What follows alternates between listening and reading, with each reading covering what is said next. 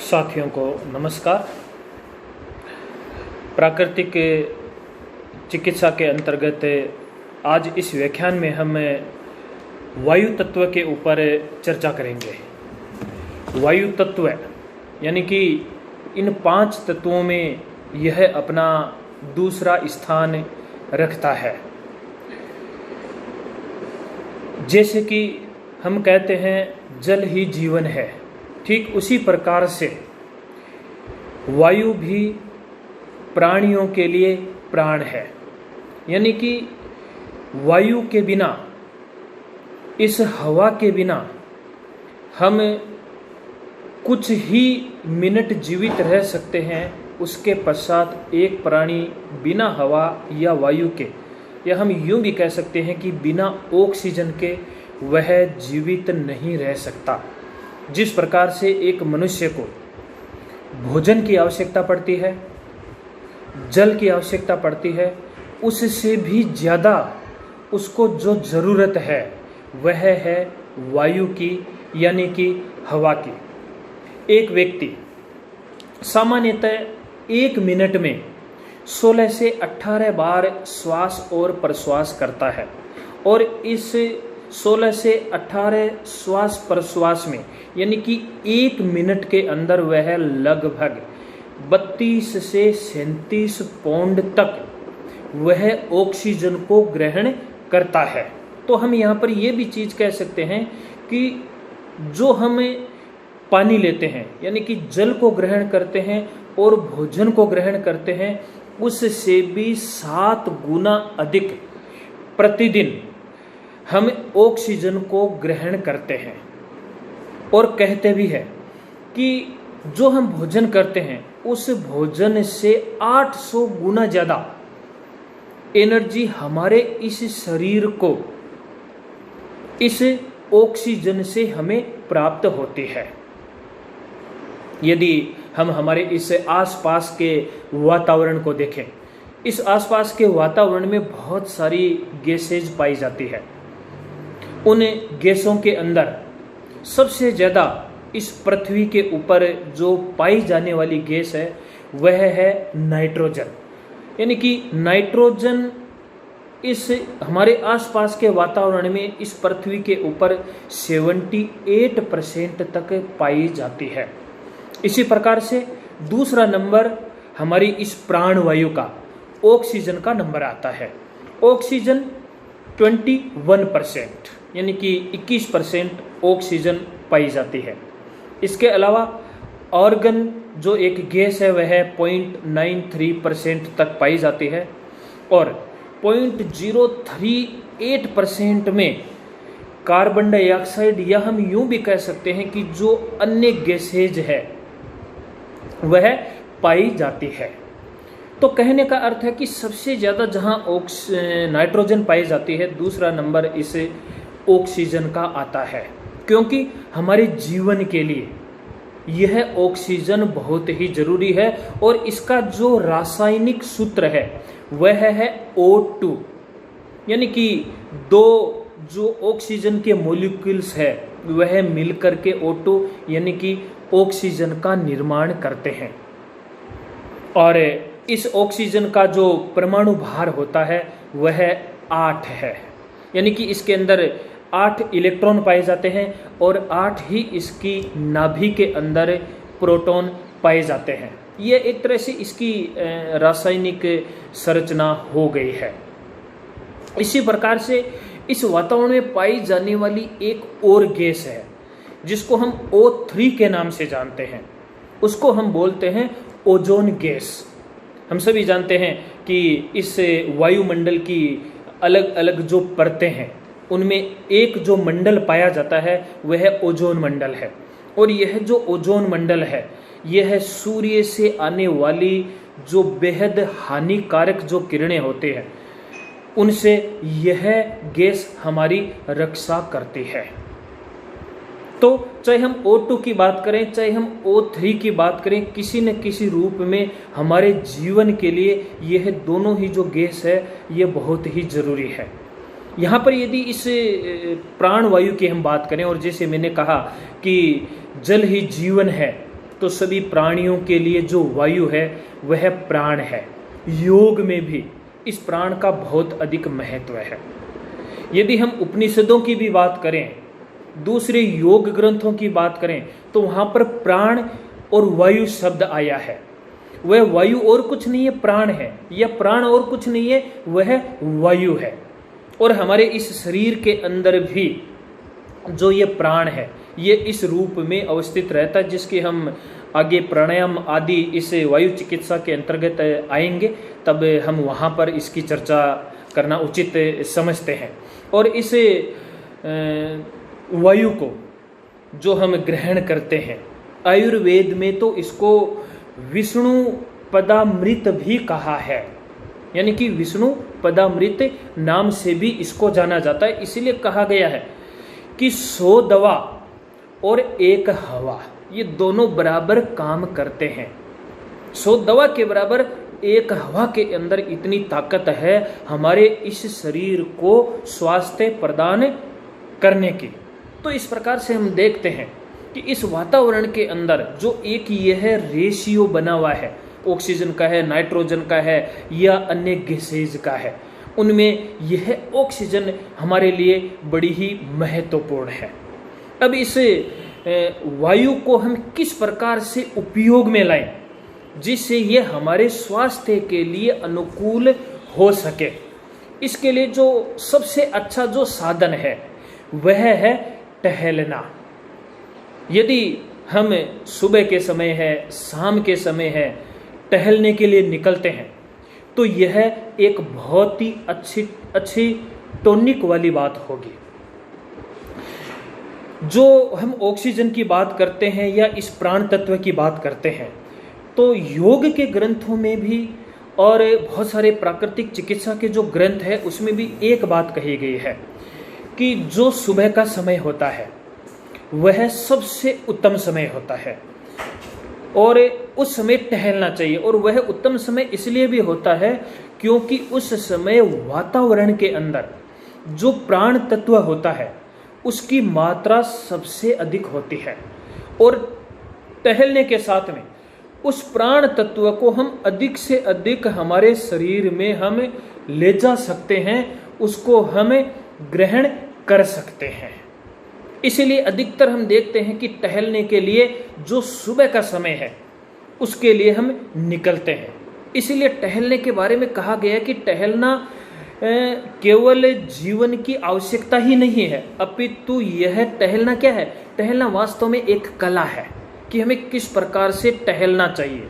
टहलना अपने आप में एक आनंद है, टहलना वास्तव में एक पौष्टिक तत्व है, एक खुशी है और टहलना अपने आप में एक प्रकृति का वरदान है, जिसको हम यूं कह सकते हैं कि टहलना अपने आप में एक सर्वश्रेष्ठ कसरत है, एक व्यायाम है। इसलिए हमें क्या करना चाहिए, टहलने के ऊपर विशेष तौर से हमें ध्यान देना चाहिए। हमें यह कला आनी चाहिए कि हमें किस प्रकार से टहलना चाहिए। अब यदि इस कला की यहाँ पर थोड़ी सी बात करें, इसी को हमें पवन स्नान कह सकते हैं, वायु सेवन भी हम इसको कह सकते हैं, यानी कि टहलने के साथ में बहुत अच्छा हम पवन स्नान कर सकते हैं। अधिक से अधिक शुद्ध जो वायु होती है, ऑक्सीजन होती है, उसको हम ग्रहण कर सकते हैं। टहलने के लिए हमें जिन बातों का ध्यान रखना चाहिए, साथ में किस प्रकार का भोजन होना चाहिए, उसके ऊपर भी हम चर्चा करेंगे। सबसे पहली बात तो है कि टहलते समय हमारे जो चलने की गति है वह किस प्रकार की होनी चाहिए। टहलते समय हमेशा न तो बहुत ज़्यादा तेज चलना चाहिए और न ही बहुत ज़्यादा धीमे चलना चाहिए, यानी कि एक मध्यम गति जो होती है उस स्थिति के अंदर हमें टहलना चाहिए। दूसरी बात, हम प्राय देखेंगे सुबह सुबह आजकल जो गार्डन और बने हुए होते हैं उनमें लोग बाग टहलने के लिए आते हैं। वो टहलने के लिए तो आते हैं लेकिन उनके पास में समय नहीं होता है, इसलिए कभी भी टहलते समय जल्दीबाजी नहीं होना चाहिए। अधिकतर लोग क्या करते हैं कि उनको ऑफिस जाना है लेकिन टहलना भी जरूरी है। इसलिए बड़ी तेजी के साथ में चलती है, बीच बीच में वो घड़ी को भी देखते रहते हैं कि नहीं मुझे इतने चक्कर लगाने या इतने मिनट के लिए मुझे घूमना है। तो होता क्या है कि उनका जो मन है वह कभी भी टहलने के साथ में जुड़ नहीं पाता है, और जब तक जुड़ेंगे नहीं तब तक टहलने का हमें कभी भी फायदा मिल नहीं पाएगा। इसलिए जब कभी भी टहलें तब आराम से टहलें। सभी प्रकार के विचारों को, ऑफिस जाना है, घर का काम है और है, बिजनेस है, सब कुछ उनको घर के अंदर ही रख करके आ जाइए। और अब आपको क्या करना है, अब आपको इस प्रकृति का आनंद लेना है। अब कभी इस प्रकार से टहल करके देखिए तो सही कि सुबह सुबह हम जब टहलते हैं तो बड़ी अच्छी मंद मंद हवा आ रही है, उस हवा का आनंद लीजिए। आप देखेंगे कि जो पेड़ पौधे हैं आसपास में, यदि फूल खिले हुए हैं तो आप उनका आनंद लीजिए, उनसे आपको एक नई ऊर्जा मिलेगी, हमारे शरीर के अंदर एक नई ऊर्जा का संचार होगा।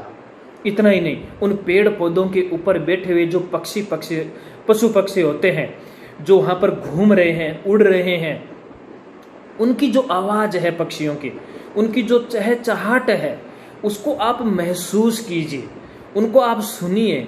उनके अंदर भी आपको एक विशेष प्रकार का जो संगीत है वह आपको संगीत सुनाई देगा।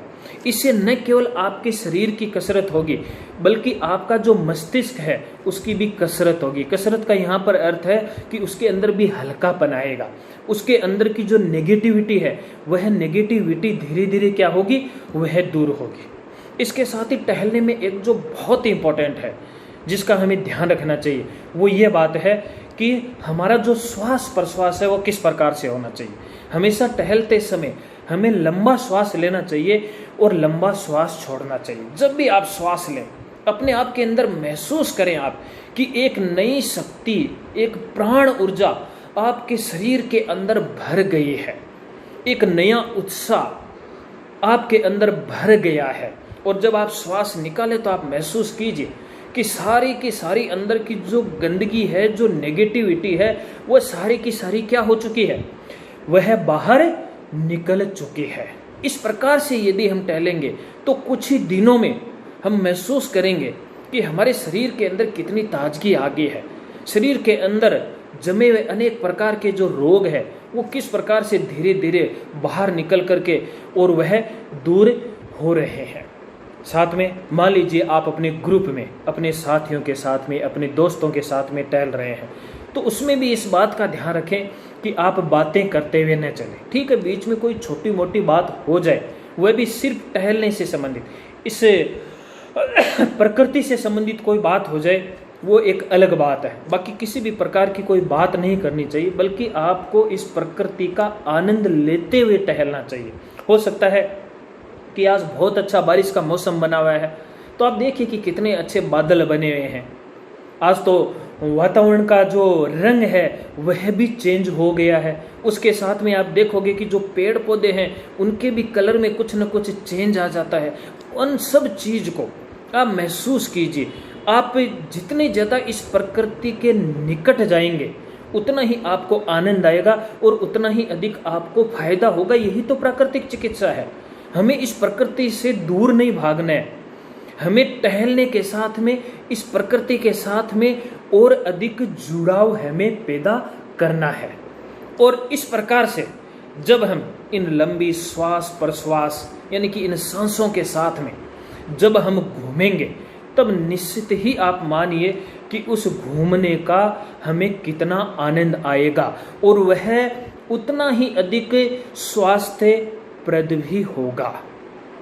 साथ ही जब हमें बाहर की ओर घूमते और मान लीजिए कि किसी कारणवश हम बाहर नहीं घूम पा रहे हैं, कोई भी ऐसा कारण हो सकता है, लेकिन हम रूटीन में घूमना भी चाहते हैं तो कोई दिक्कत नहीं है। कभी कभार ऐसा हो जाता है तो आप अपनी छत के ऊपर थोड़ा हल्का टहल सकते हैं, उसका भी आपको फायदा मिलेगा। परंतु कभी भी जो आजकल की ये कृत्रिम जो हवा है, हालांकि हवा कोई कृत्रिम नहीं होती है लेकिन फिर भी कूलर पंखा आदि की जो हवा होती है उनसे हमें बचना चाहिए। जितना उनसे बचेंगे उतना हमें अधिक फायदा होगा, क्योंकि यदि ज़्यादा से ज़्यादा हम पंखे की हवा खाते हैं या पंखे की हवा में हम रहते हैं, इसको आप कृत्रिम हवा कह सकते हो, उस स्थिति के अंदर जो उदान वायु होती है वह उदान वायु खराब होती है। व्यान वायु जो पूरे शरीर में व्याप्त है उसके अंदर रुकावट पैदा होती है और गठिया जैसी जो बीमारियां हैं वह पैदा होती है। हम बहुत सारे जो पंखे होते हैं उनसे भी हम हवा लेते हैं। कई जो पंखे होते हैं हम कपड़े के बनाते हैं। यदि कोई कपड़े का पंखा है तो कपड़े का पंखा पसीने को दूर करने वाला होता है, थकावट को भी दूर करने वाला होता है, मूर्छा को भी वह दूर करने वाला होता है। इसी प्रकार से यदि ताड़ का पंखा है तो वह वात, पित्त और कफ को कुपित करता है। इसी प्रकार से यदि बांस का पंखा है तो वह गर्म हवा देने वाला होता है और बांस का जो पंखा होता है वह रक्त पित्त को कुपित करता है। और यदि कोई खस, मोर या बेंत का बना हुआ पंखा होता है तो इसकी हवा बड़ी अच्छी होती है, स्निग्ध होती है और हृदय को आनंद देने वाली हवा होती है। तो कहने का अर्थ है कि विभिन्न प्रकार की जो वस्तुएं हैं उनको बना करके भी यदि हम हवा खाते हैं तो उसमें भी चेंज आ जाता है, यानी कि उसका भी हमारे शरीर के ऊपर अलग अलग प्रभाव पड़ता है। तो उस चीज़ का भी हमें थोड़ा ध्यान रखना चाहिए। इतना ही नहीं, हमारे ग्रंथों में तो ये भी कहा गया है कि कौन सी दिशा से हवा आ रही है और उस दिशा से यदि हवा आ रही है तो उसका क्या प्रभाव है। जैसे मान लीजिए पूर्व दिशा की ओर से हवा आ रही है तो कहा गया कि ऐसी जो हवा है वह भारी होती है, गर्म होती है, स्निग्ध होती है, दाह कारक होती है और व्यात वायु कारक होती है। यानी कि इस प्रकार की जो बीमारियां हैं उनको यह करने वाली होती है। इसी प्रकार से मान लीजिए दक्षिण की ओर से हवा आ रही है, यदि दक्षिण की ओर से हवा आ रही है तो कहा गया कि ये स्वादिष्ट, रक्त पित्त नाशक होती है, हल्की और शीतवीर्य होती है, बल कारक और आंखों के लिए इस प्रकार की जो वायु होती है वह हित कारक होती है। यदि यही हवा पश्चिम की ओर से चल रही है तो यह तीक्ष्ण होती है, शोषक होती है, बल का नाश करने वाली होती है, हल्की होती है, साथ में कफ और पित्त का नाश भी करने वाली होती है।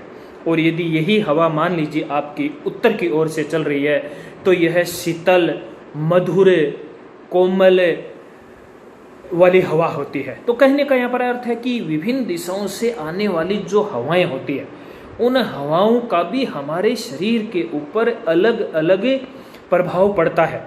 और गांव के अंदर तो लोग बाग सभी जानते ही हैं कि आज ये पूर्व की चल रही है या कौन सी हवा चल रही है, उसके अनुसार वो कह देते हैं कि आज बादल बनने वाले हैं या अब बारिश की स्थिति बन सकती है। ये सारा का सारा जो प्रभाव है उस वायु का और उस हवा का होता है। इसी प्रकार से स्वर्ग बेला की हवा, अब ये स्वर्ग बेला क्या हुई? स्वर्ग बेला यहाँ पर है सूर्योदय से पहले का समय, और यही वो समय होता है जो हम टहलने की बात कर रहे थे।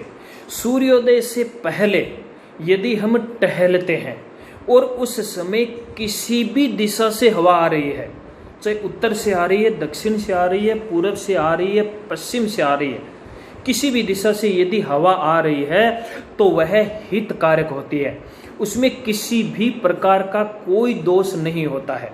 सभी ओर से आने वाली जो हवा होती है वह स्वास्थ्य वर्धक होती है, उसका हम पूरा उपयोग ले सकते हैं, उसका हम फायदा उठा सकते हैं। इसीलिए तो कहा गया है कि सुबह जल्दी उठ करके टहलना चाहिए, घूमना चाहिए। और इसीलिए सुबह को उठने को हम ब्रह्म मुहूर्त भी कहते हैं। ब्रह्म मुहूर्त की जो उपयोगिता है वो इसीलिए है कि यदि उस समय उठ करके यदि हम घूमते हैं, फिरते हैं तो निश्चित रूप से हम आरोग्य लाभ को प्राप्त कर सकते हैं।